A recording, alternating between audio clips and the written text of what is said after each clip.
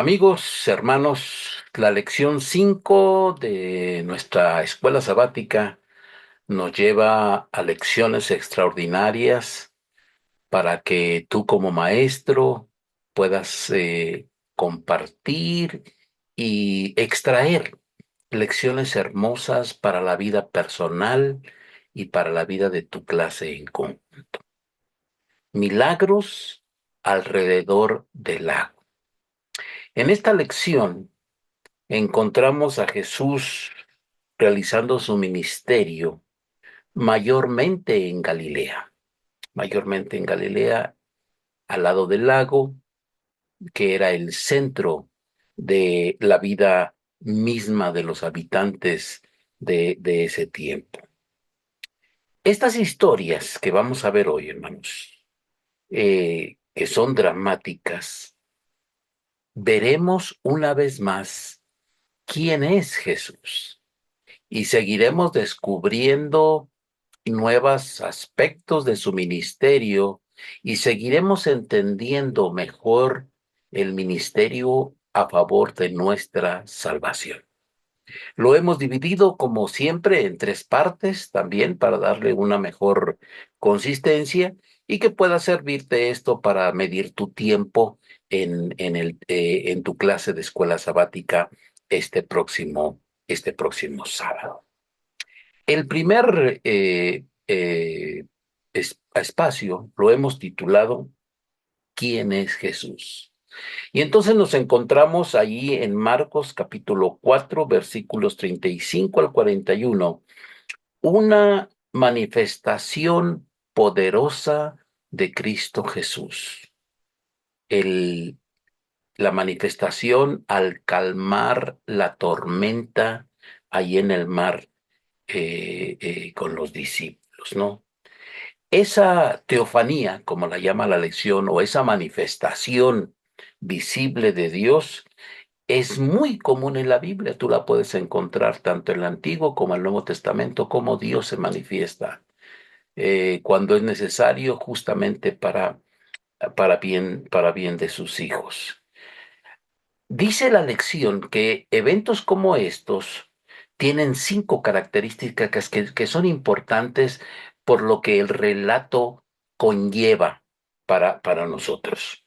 Lleva la demostración del poder divino, lleva el temor humano que se manifiesta, lleva también la orden no temas, ¿verdad?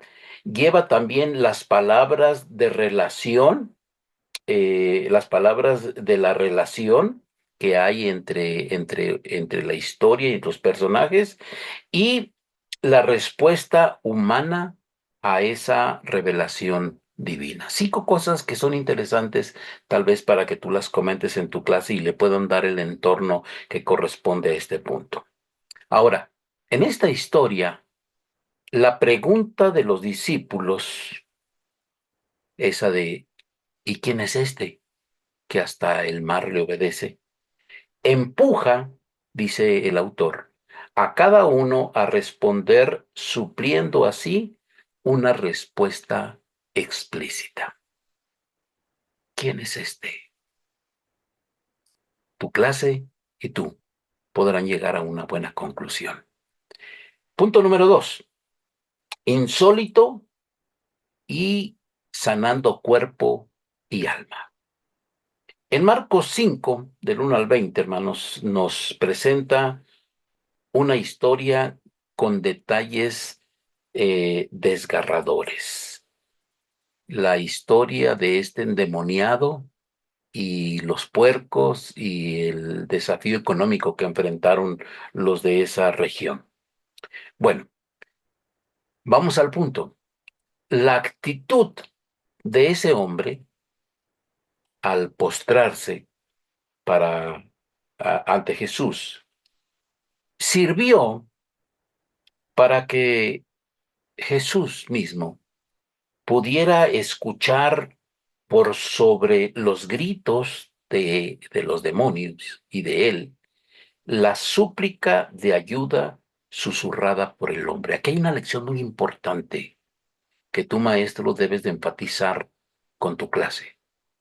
muy importante. Ahora, parte de lo asombroso de esta historia, hermanos, es que los demonios sabían exactamente quién era Jesús.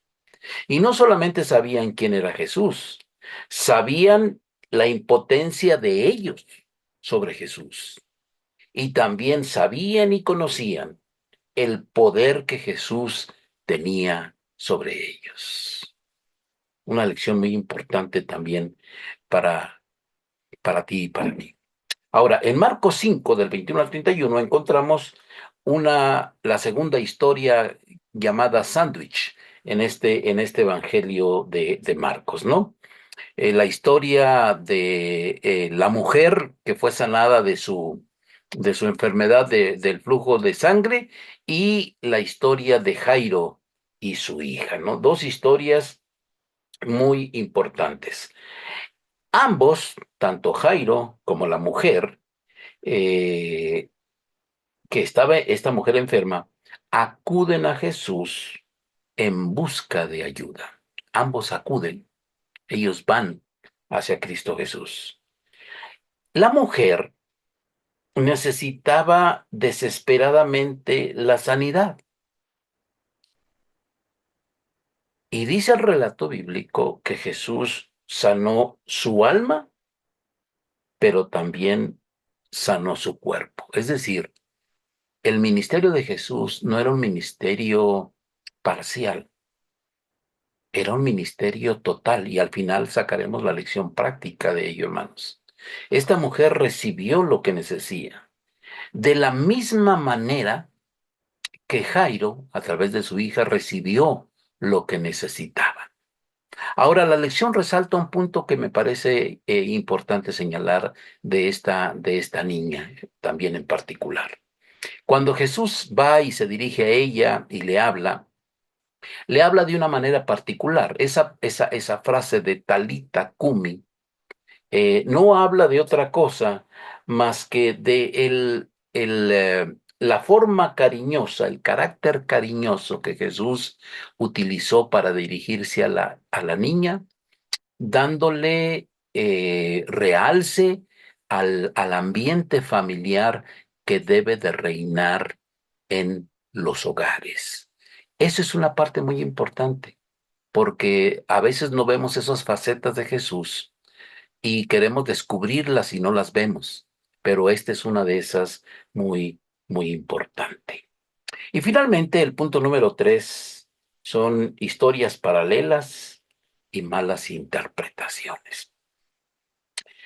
Las historias de Marcos, capítulo 6, 1 al 30, que son paralelas, apuntan hacia una futura crisis para Jesús y sus seguidores. Este es vital que tú como maestro lo puedas entender y que tus alumnos también lo puedan ver para ir viendo y para ir conjuntando todos los elementos que nos ayudan a tener una comprensión más amplia del ministerio de Cristo Jesús. El rechazo de los suyos, allí en donde Jesús vivía, se debía a dos cosas. Y el autor de nuestra lección lo señala. Estaban ofendidos y a la vez sorprendidos del éxito de Jesús como maestro y sanador. Y como reflexión, aunque aquí no estamos para hacer comentarios, pero ¿te parece conocida la historia que tu propio pueblo, tu propia gente no te acepta, te rechaza y está en contra tuya? Y punto número 2, la mayoría de los milagros de Jesús los había realizado en Capernaum. Y esto, pues, a la gente de sus pueblos, de su región, pues les molestaba porque Jesús había realizado un ministerio más grande fuera de ellos.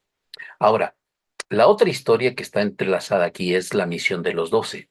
La misión de los 12 discípulos encaja perfectamente con la de Juan el Bautista. ¿Por qué? encaja por los comentarios de Jesús, por la austeridad con la que deberían realizarla y por la interacción con quienes ellos se relacionaban y con aquellos que necesitaban recibir el mensaje.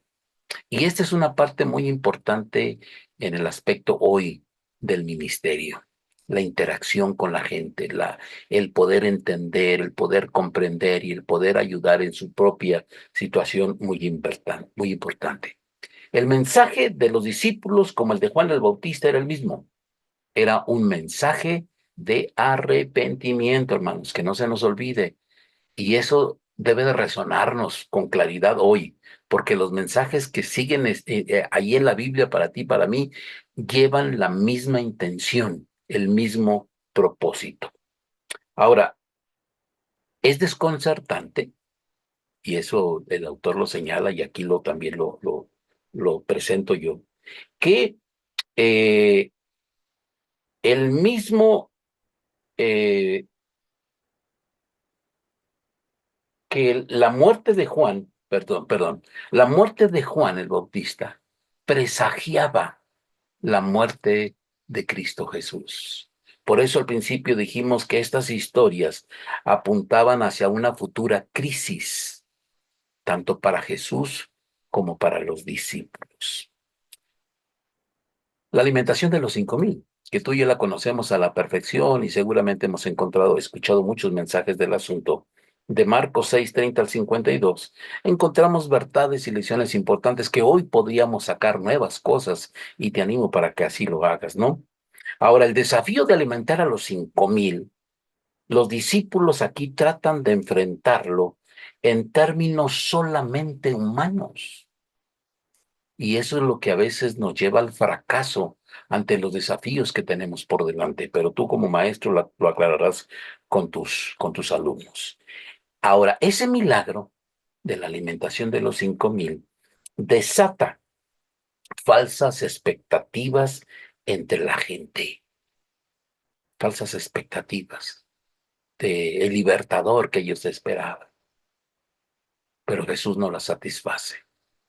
En vez de quedarse ahí para recibir honra y gloria y todo lo demás, Jesús mejor se retira del lugar para orar.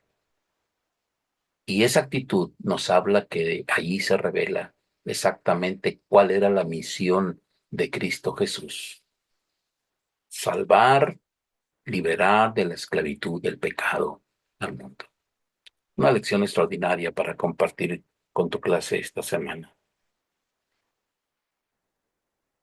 Para terminar, la grandeza de las acciones de Jesús y sus milagros te hacen rendirle tu vida, reconociéndole como tu Salvador. Que Dios nos ayude y que tú y yo podamos eh, ser de esos servidores listos y dispuestos para encontrar y para aprender las lecciones que el Señor nos ha dejado. Que Dios te bendiga como maestro. La próxima semana nos vemos aquí confiando en que estas lecciones seguirán ayudándonos en nuestro crecimiento cristiano. Que Dios te bendiga.